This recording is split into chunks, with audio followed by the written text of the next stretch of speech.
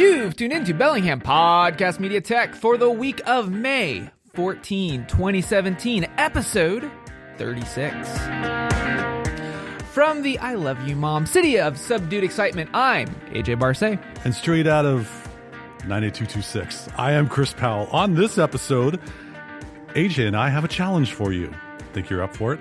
Stick around to see what we have up our technological sleeves. Hey, for all the mothers out there who are doing so much work without any kind of gratitude or thanks, please accept our thanks for all you've done for us. We love you. This is BPM Tech. That was just a nice, happy note. It needs to happen, and I, quite honestly, AJ, should my mom be listening out there? Hi, Mom. Thank you so much. Hi, Chris's mom. Thank you so much for all you've done to support and help me become the guy that I am today.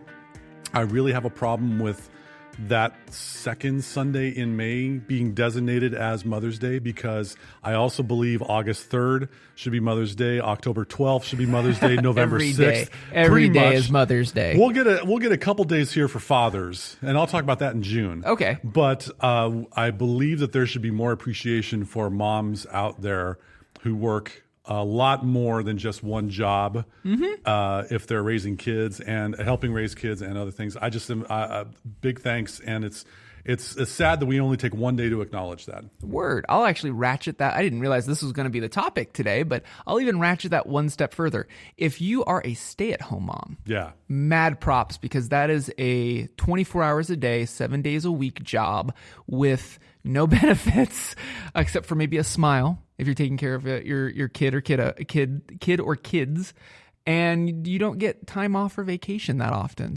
But you hopefully can take a little bit of mental rest as you're listening to BPM Tech on 102.3 FM KMRE, low power community radio, whether you're at home or in your car or at the workplace. So thanks very much for listening. Oh, man, it's almost like we planned that. It's totally spontaneous, folks. AJ and I are just winging it. Yeah, but we planned something for this show. Yes, so we're going to be talking about politics, but not the kind that you're thinking of. The kind that produce sweating and tight tummy muscles and make you want to be sick to your stomach. This is a different type of politics. This is a different kind of politics. So last episode, I had a little bit of a target on this topic of social media. And thank you to everyone who's either tweeted at me or sent me an email or talked to me in person on the very topic. I've had a lot of response to it. And out of it, Chris and I talked about things revolving around this topic of social media. So what topic I'm talking about in politics? I'm talking about repealing and replacing your apps on your phone. So, Chris, for instance, how many apps do you have on your phone right now? Right now, you caught me off guard. Let me go into my settings, and I'm going to go to General, because I've done this before, and I'm going to go to About. And according to the iPhone 6s Plus, I have 36 applications on my phone. 36 apps. Okay. I have close to about 55. And what we're looking at is, and Chris and I, full disclosure, Chris and I get our hands on a lot of tech. We have a lot of people who use this as consult, and we've seen a lot of bloat on phones and mobile devices in general, where there's this trepidation of two things. One, notifications. There's a notification for your notification on a notification. Hashtag FOMO. Hashtag FOMO. What's that FOMO again? Fear of missing out. So if you look at if you're on an Apple device, if you look down and you see a whole bunch of red badges, we're going to talk about that. The other thing that we see a lot of is this fear of, I got to have this app. And then you put it on and you never use it. Why is it on your phone? Why is it taking up space on your 16 gig iPhone? So we're going to talk about that as well. And then on top of that, iOS users, I'm looking at you. If you have updated to, I almost said Windows 10, iOS 10, remember, you can also uninstall those stock apps. Mm-hmm. Yeah, I'm talking about that stock podcast app. I'm talking about those stock app. The calendar app. The calendar app. Compass app. The Compass app. The calculator app. The some other apps available. There are alternatives that you don't have to stick with what is given to you. Right. You can roll your own in a lot of cases. And so we're going to talk about that as well. And then at the end of this, there's going to be a little bit of challenge, but that's a little bit of a teaser. So first and foremost, Chris, repealing and replacing, say, I don't know, your Facebook.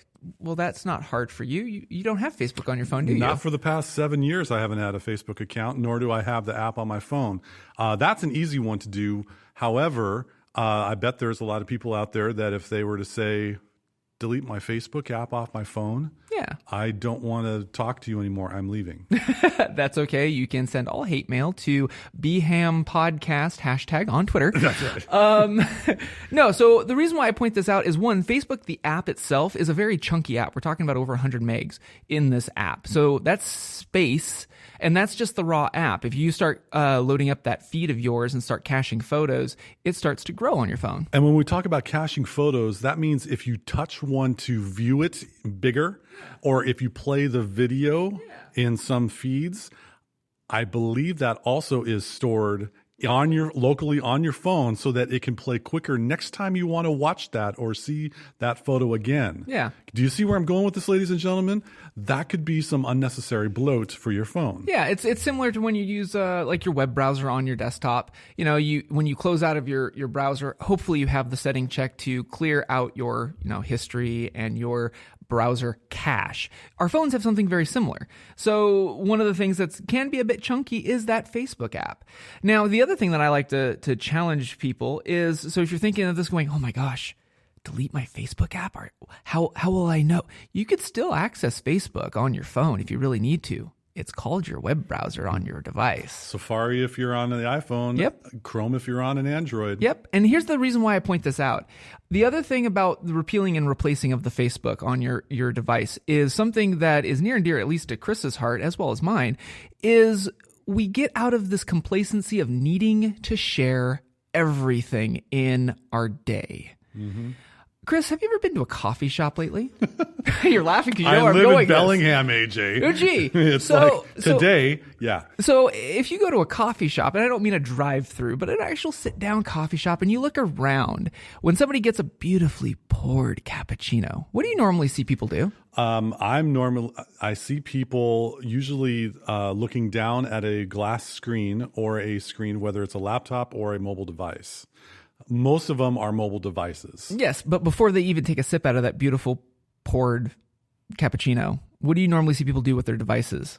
They'll take a picture of their coffee before they drink it. Yes. So, look, I know there are people that are food bloggers out there, and I am not pointing fingers at you, but here's the thing.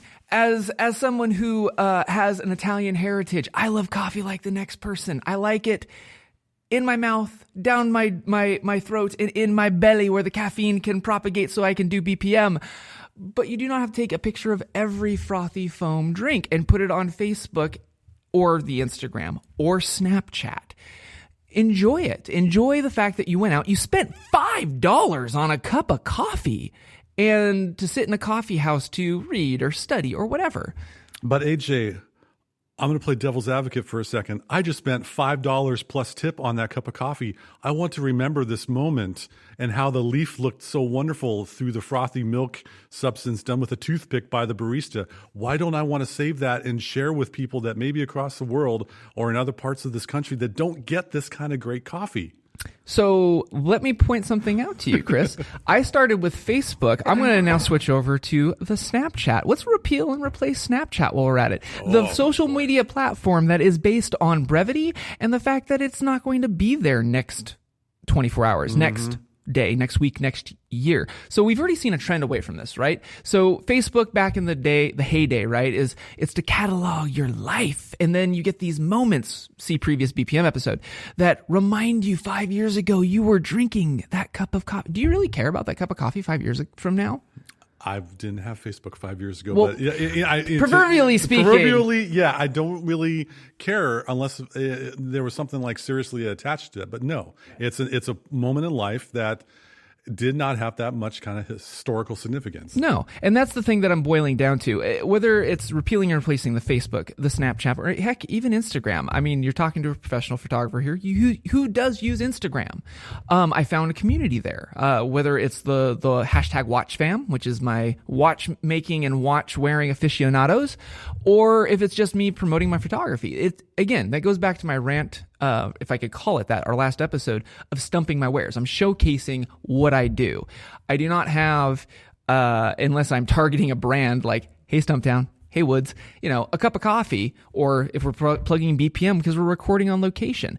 There is an essence of permanence for whatever I try to promote on those platforms. It's not just to brag. If we record at when we were down at that new coffee shop down by Primer Coffee, down right next to Elizabeth Station. That's where I was on going. Holly Street. Yes, we love you guys. Mm-hmm. So we're what I'm trying to get to is we've lost touch when it comes to our sharing, especially with photography. I'm going to harp on that a little bit because that's kind of my wheelhouse here. We want to take pictures of everything, not to remember, not to go back and think back, oh, that was a really darn good cup of coffee, but more for bragging or more for sharing out the experience for what? An ephemeral thumb up or an emoji? Like, why? Why are you doing this? And I'm not looking at you, Chris, because you don't. But that's the thing that I want to point out is if you remove that one app, whether it's the Facebook, the Snapchat, the Instagram, the Twitter, I'll throw Twitter under the bus too, remove that for a week and find out what your habits are. Because if you don't have those apps on hand, you're not inclined to reach for your phone and to kill the boredom. You're less likely to want to do it. And ask yourself if you it's kind of like having a bad habit, right? Like if you're a smoker and you constantly have that tick to, have something either in your fingers or you have an oral fixation. I kind of equate that to what we have on our devices. These devices we have in our pocket is now a new fixation that once we have a bad habit, it's really hard to break. There may be a lot of fixations on people with that like notification and that little ping that 33 people liked your post. Ooh, I feel good. I feel good. That makes me feel good. And it's important to feel good, but is this the best way for you to be able to feel good? Right. And by eliminating a technological fixation to be able to get back to original DNA and find out ways that you can become happy without having the crutch of a technology app or a social media solution. Because I think this is starting to get a little. We may have reached the tipping point in a lot of the needs and the feelings we get about these likes to fuel us to be to be happy within ourselves. And I think that may be another conversation for another BPM Tech. Oh, yes. But the challenge that we have this week is what you just mentioned. Can you go a week without a Facebook app or Snapchat app or Twitter app or Instagram app? Pick one, not all of them, because we want you to, really get a reasonable result out of this internally. Try it for a week. Can you go from Sunday to Sunday? Mother's Day is coming up. You'll want to take pictures of the family to document that day. What if you use someone else's camera or let someone else take a picture of it and you don't step up to the plate this time? Mm-hmm. Something to consider and give a try. Yeah. So this challenge is really trying to focus on people to live in the moment, especially with Mother's Day coming around, And by no means are we saying that you shouldn't take photos or not document it, but does it really have to go out to your 500 friend network? Really? Does it? Does it? Does it? Okay, we got the point across. Yeah. So along the same lines of repeal and replace, switching gears a little bit from apps, let's talk about that notifications thing. Because I think when it comes to this this fixation, I don't want to call it an addiction, this fixation that people have now with their technology, one half of the issue is the application. The second part is the notification. So Chris, if people wanted to either turn off, disable, or mute notifications on their device, can it be done? Well, of course. Now we could go into the settings within your particular phone. If it's Android or iOS, you will have a settings app on your phone. There should be a section called notifications. Within there, you should see something along the lines of per app. So if, for phone, kind of important to get a notification so your phone will ring if someone's trying to call you. Text messages, here we go. Do you need to have that instant notification that you have a text message or a text mail, or are you able to turn that ding off so that when you're ready to dedicate mind space to your phone to catch up on whatever email, social / you can process it then instead of being distracted the entire time. So here's where you can take a look and go, is this really necessary? It's all within your settings app and then the notification from within that. Also, if you really want to go distraction free, both Android and iOS have a feature called airplane mode, in which that will pretty much turn off the phone, the text, the thing. Try that sometime and see how that works for you. It's a swipe up screen or a swipe down, depending on what type of phone you have. But if you go in airplane mode, you get a chance to experience life without having that splinter in your mind about, I might get notified. Should I do this? I might get notified. Should I go to this destination? Mm-hmm. And so, yeah. Well, I would even like, because that's like extremo mode. You could even go one step down, and on both iOS and Android, you have the quiet hours. You can do not disturb. Yep. And that's something I wanted to point out as well with notifications is, yes, if we're both working individuals, Chris. By no means do we disable our notifications if we're on the job working and because of whatever we're doing. But you and I both have quiet hours set up so that like our 5 people, one of which is our mom, 5 people can get through that barrier if there is a notification that we really do need to take at 7 p.m. Sure. Well, that's the VIP list. And there's ways to curate your device to allow those that you would want to hear from, but otherwise shush out the rest of the world. Shush. And I actually, have the standard quiet hours, 10 p.m. to 6 a.m., where I have. Wow. Yeah, I go 10 p.m. to 6 a.m. Really? I do it before you? Yes, you do. But you probably, with your current family situation, are awake during times overnight. So True. Anyway, it's just a start to see how it works. I might be kicking that back to 9. My time for myself and my family is sacrosanct, and I don't like it being disturbed. But we're out and about, we're doing things, and now that we have a emerging third driver in our household. Oh, that's right. I may not want to have quiet hours as early. So your mileage may vary. Each situation is unique, but here's a way that you can contend with having some time for yourself where you're not waiting or hearing those false ding tones, and take a little bit of your life back. Yep. So along the same lines of notifications, the other thing I wanted to point out, especially to iOS users, because I'm not going to lie, we're kind of lazy. Like, we got used to the fact that there are certain apps baked into our OS, and Apple said, thou shalt not ever remove them. And then they gave us the option to do it, and nobody has been doing it. Oh, I did it the first day. I got it. Other than us. That's why we're on the show. So here's the thing. Calendar. This is something that I've experienced with clients where they'll have 3 different calendar apps, and then they have 3 different calendars giving notifications about the same thing. Yep. So you can do like Chris and I said, you can disable at the app level in settings your notifications. Android, same thing. Or you can just remove the iOS calendar. And I have done this. I'm in the middle of trying out an app made by Moleskine. I believe you actually have the app too. But Time Page. Yeah, no, that's a great app. Shout out to Moleskine here. I've eyeballed them. I think it was like $4. Oh, they rethought and redid the way you approach a calendar, but I don't want to steal the thunder. So the reason why I point this out is one of the things that I use as a calendar, and I think we've mentioned on the show, is I use my calendar as a to-do list, basically. And I am not to the ninjutsu belt that you are when it comes to your calendar. I will fully disclose that. But the thing is, with my family, I have like a to-do list, and I need to set up times because time is precious when you have a wee one.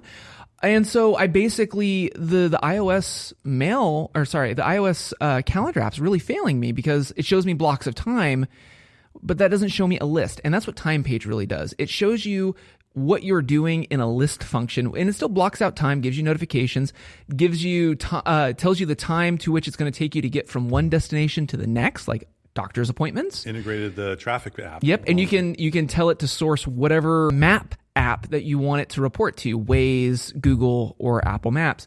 And It has a couple of flaws in it for me, but I've fully replaced it as my calendar app, and I'm kind of going to see how long it takes me before I, twitch and have to go back, or will I go back? So take a look at that. That's one of my advices is if you feel like the calendar app is daunting because it's over notifying you of every little thing in your life, when to put out the trash, turn off notifications, or try a better calendar app, honestly, to take back some of your time. And if you're like this and you are in a state of overwhelm with notifications and such, give us a call or shoot us a tweet on Twitter, hashtag BHAM, BHAM podcast, or you can give us a call on your phone, area code 201-731-8324. That's 201-731-TECH. We have a voicemail line set up. Love to hear from you and love to have a conversation about, what is your situation? Do you have a calendar on Outlook at work? Do you have a personal Google Calendar? Do you have another calendar? How do you balance those? I've done the deep dive for about a half decade in trying to come up with a streamlined solution to manage the chaos. AJ is right there with me. We're trying out all these different things to try to be able to come up with a cogent, logical, streamlined format that we don't go nuts when it's an appointment time and we hear a ding, ding, ding, ding. We got things fairly well tamed. So love to chat with you about that. Give us a call, give us a shout on Twitter or something like that. We'd love to continue this conversation. Yeah. So on that same note, so we talked about basically our challenge for BPM listeners is to take the next week, turn off or delete, depending on your degree of reliance on the app, remove that social network app from your device and see if you regain some time or disable notifications.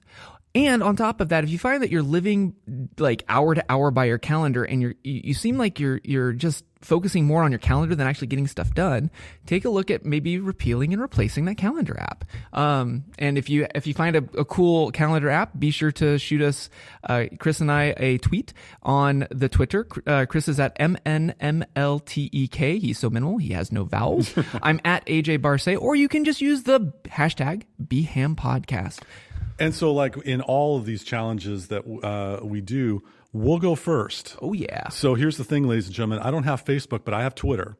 And I have a program called Tweetbot on my phone that I use because I have been posting fairly frequently as of late a bunch of tech tips on my Twitter account. And I'm just as fixated on getting likes for the information that I'm sharing for free. I'm giving up Tweetbot off my phone for this week. I'm just posting, and I can, I use TweetDeck on my desktop computer, and I can see notifications then for engagement or if anyone out there is actually reading my stuff. Hold that thought for a future episode, ladies and gentlemen. But yeah, I'm giving up Twitter on my phone. AJ, is there one that you are thinking of giving up for this next week? I'm actually giving up two. Two? Yes. Well, already then. So Facebook app is gone from my phone. A challenge so nice you'll do it twice. Yes. And on top of that, I'm also going to be logged out of Facebook completely from my phone. So even in the browser, okay? I'm going to go a week, both dead. The other thing I'm going to remove is, quasi-remove, is Twitter. I'm going to remove Twitter from my phone, but I'm going to still have it on our desktop. Otherwise, we will not have access to our hashtag. Yeah, that'll be important. So again, it comes down to that business side, right? Like when it comes to social media, are you using it to stump your wares? Or are you doing it as, keeping up with the Joneses or bragging or whatever? Again, it's one of those aspects of what is your intent? What are you trying to share? Mm-hmm. Exactly. So speaking of intent and content, Chris. Yes. Talk to me about this 100 Tech Tips project you got, dude. All right. So I think I talked about it last episode. I will be celebrating my 20th year of employment in my workplace. Thank you very much. Sorry, I have just such effects. And so I've been a professional computer tech for 20 years this summer. And I've accumulated a lot of information, and I'm in a season of life where I want to share it because I see so much stress that people are having with their computers, their mobile devices, their laptops, their tablets, et cetera, et cetera. And so I've put this out there to various entities to go, I'd be happy to share this information with you. Would you like to have me come by a meeting of you and your constituents? Crickets. And I'm like, okay, so I guess some people around in my area don't want to learn or have this kind of information to help potentially make things easier. So I started sharing it on the web for free. The stuff that is bugging you, the stuff that you hadn't even considered that takes up a good amount of time, mouse clicks, tension on your forearms for potential carpal tunnel, I'm sharing ways to decrease this. And I originally did it on my freelance website, and then I realized, you know what? I'm going to do a .com. So 100techtips.com is a site that I'm currently curating, and I'm sharing Windows, Mac, Google Chrome, Calendar, Outlook, and other potential tips, no charge, that I see clients complaining about. And I'm giving the answers right now. And once I create a new tip, I share it on Twitter, on my MNMLTEK Minimal Tech Twitter account. I go to LinkedIn. If you can find me on LinkedIn. It's Chris Powell Tech, I think. If you Chris Powell Bellingham, you can find me wherever you on there. I tried Instagram. Okay. And I did the first 18. I'm up to post 36 now. That's how I first found out about this project, by the way, was Instagram. I came back from Japan and was like, what's this 100 tech tip? Oh, Chris, cool. So, but that's curious because, and thank you, by the way. Mm-hmm. I got a couple likes here and there, but I realized after about number 18, Instagram is for photos, not exactly data. Yep. And technology tips. True that. And so I kind of just quietly, okay, I'm not going to use that social media channel. But with Twitter and LinkedIn, I haven't gotten a whole lot of engagement or likes or retweets or things like that. And that's not discouraging. It will be out there. But you know where I got the most amount of interaction? Where? Medium.com. Oh, Ev. Yes. Medium.com is a website for writing. Yeah. It is a social writing website. And I... Made by one of the founders of Twitter. Exactly. And it's a free account. But I am doing these quick hits, posting it onto it, and I'm getting a lot of people like recommending it, liking it. You found your community. I found a community, and that's encouraging. Mm-hmm. And I want to go where things are encouraging. And there's something in my head right now, folks, that is pretty drastic, and I'm going to be ruminating on it in a while. Should you ever want to listen about or read about what's going on in my head, you could check out a newsletter that I send out. It's a personal newsletter. It's called Quiet Conversations. You can sign up on bit.ly/quietchris. And it's just a conversation between two friends, but I'm thinking about something and I'm about ready to say, when I say I'm going to do something, by cracky, I'm going to do it. And you don't hyperbole. I try not to. I know. But anyway, I wanted to give away 100 tech tips because it's a round number. It's a lot of information. And I think it's important that people can have one source to be able to improve and de-stress the relationship with technology. So that's what I got going on. And, if you like it, you know how to get in touch with us. We've talked about it. We've beaten you over the head with ways to get a hold of us. But let me know what you might want to see in a future one. Calendar stuff, I have not really done much work on, but that might be a future tech tip. So that's what I got going on. Cool. And that actually dovetails with like the whole synopsis of this episode is you found a community. You were never a part of the Facebook thing. I couldn't get into it really. I'm a private person and I really can't throw out all those sharing my life with folks. I'm a pretty private person. But you do share. And that's the thing that I want to kind of highlight with this first challenge and the future challenges that are coming up on BPM.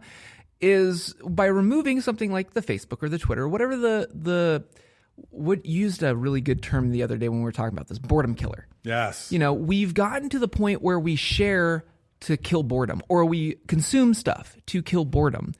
And unlike if you support Chris, take a look at Quiet Conversations or take a look at 100 Tech Tips and read what he's got, because it's not just, I have a great cup of coffee. It's about, hey, how to lock your Windows or your Mac machine, because that was the one I threw at you. Uh-huh. It's one of those things where we're gaining information by something that Chris is sharing. By the same token, if you want to support me in photography, you can follow me on Instagram, just instagram.com/AJ Or if you want to actually support me as a photographer as a patron, you can support me on patreon.com/AJ Chris and I are making content with intent, and that's kind of what BPM wants to try to have you guys focus on. Is when we share, what are you trying? What's the intent? What are you trying? Why are you sharing it? Why are you taking the time out of your day to share?